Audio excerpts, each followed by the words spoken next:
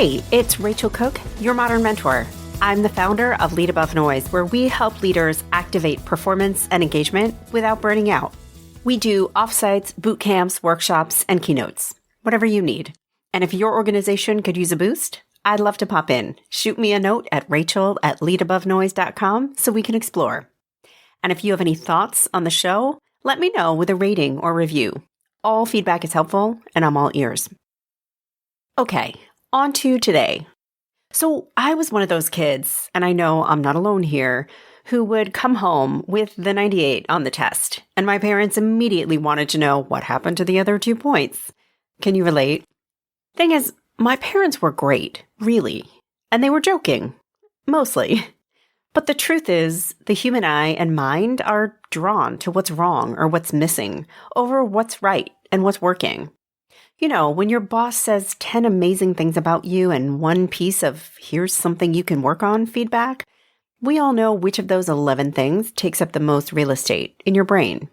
I'm sure there's an evolutionary reason for this, something about saving ourselves from the saber-toothed tiger and all. But given that saber-toothed tiger sightings in the workplace have been pretty low this year, don't we all wish we could focus just a little more on the positives? And the good news is, this isn't just about protecting ourselves emotionally. It's actually a really strong problem-solving approach.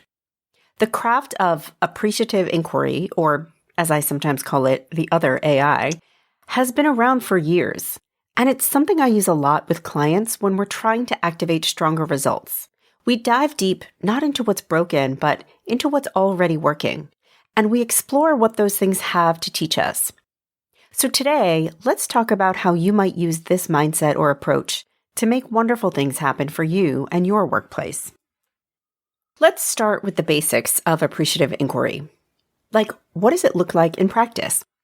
It actually follows a structured 5-phase process that helps organizations unlock their strengths and build on them. We start with define. Instead of jumping into problem-solving mode, we take a step back and decide, what do we actually want to create more of? Like if you're struggling with low engagement, rather than asking, how do we fix engagement? We reframe the question to, how can we build a culture where people feel excited to contribute? This is where we begin. Then we move to discover. And here's where we dig into what's already working. We look for stories and examples and moments of success. Even tiny ones are fine. That give us clues about what's driving positive outcomes. Maybe it's a leader who makes people feel heard, or a process that makes collaboration easier, or a team dynamic that just clicks. These insights become the foundation for the next phase, which is dream. And here's where we get creative. Imagine if everything was working at its best. What would that look like? What would people be saying, and how would work feel? I once led a team through this exercise, and someone described their ideal workplace as a place where meetings feel energizing and clarifying rather than draining and soul-sucking. That vision helped us build a strategy to rethink how meetings were designed. Speaking of which, next up is design. We take the best of what we discover and what we dreamed up, and we map out tangible ways to bring them to life.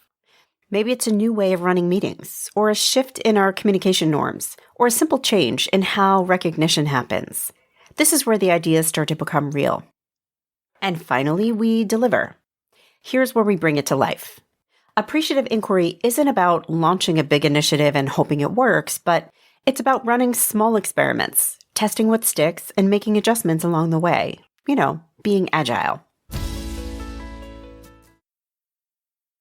So let's talk about some ways that you might apply a bit of an appreciative inquiry mindset in your workplace. Here are a handful of practices that you might play with. First, start meetings with wins. I mean, super quick. Spend 5 minutes at the beginning of a meeting just shouting out a few things that went well this week. Something that delivered a result or taught you something new or just felt fresh and fun. Even infuse a little gratitude into it.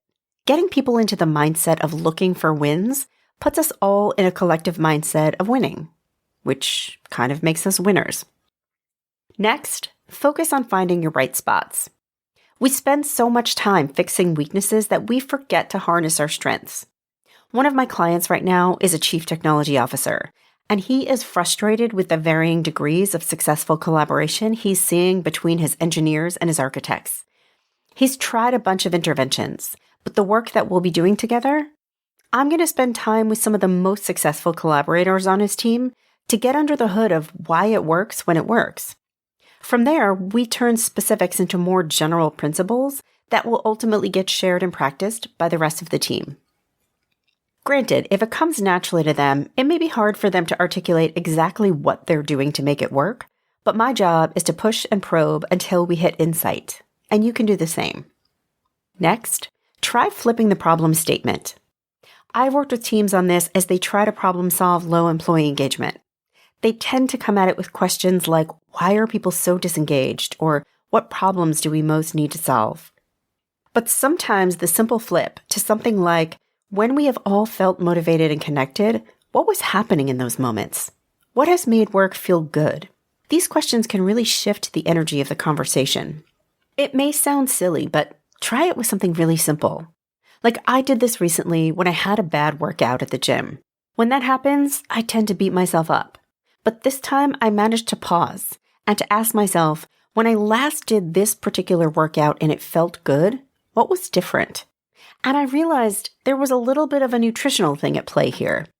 So a few days later, when I had the same workout planned, well, you know where this one's going. I ate the thing I knew my body needed, and the game changed. It's about pulling your brain out of that negative zone and moving it into the realm of solutions.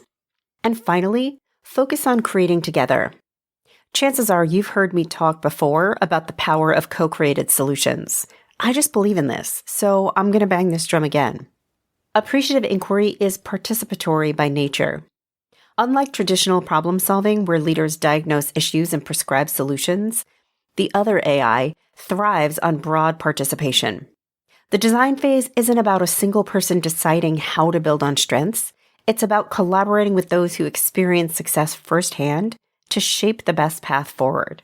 Dreaming is about imagining the best possible future. And when we create it together, we ensure bits of the best come from all of us. So back to my technology client. I'll be interviewing team members one at a time, but when it comes to designing the way forward, I'll pull them all into a room together. I'll present back all the pieces they've told me are working, and I'll invite them all to choose their favorite elements, the bits and pieces that serve each of them, to bake into the final solution we land on. So when all is said and done, everyone's contributed, and there's a shared sense of ownership. I hope you're feeling inspired to find a challenge and attack it with goodness and positivity. If you try it, or you have other ideas to share, I'd love to hear from you. Shoot me a note anytime at rachel@leadabovenoise.com. And if your organization needs a boost, whether it's through a workshop, a keynote, a pulse check, let's talk. You can find me at leadabovenoise.com. And if you're loving the show, don't forget to follow Modern Mentor on Apple Podcasts, Spotify, or wherever you listen to podcasts, and leave a review. Thanks so much for listening and have a successful week. Modern Mentor is a quick and dirty tips podcast. It's audio engineered by Dan Farabend. Our director of podcasts is Brandon Getchis. Our podcast and advertising operations specialist is Morgan Christensen.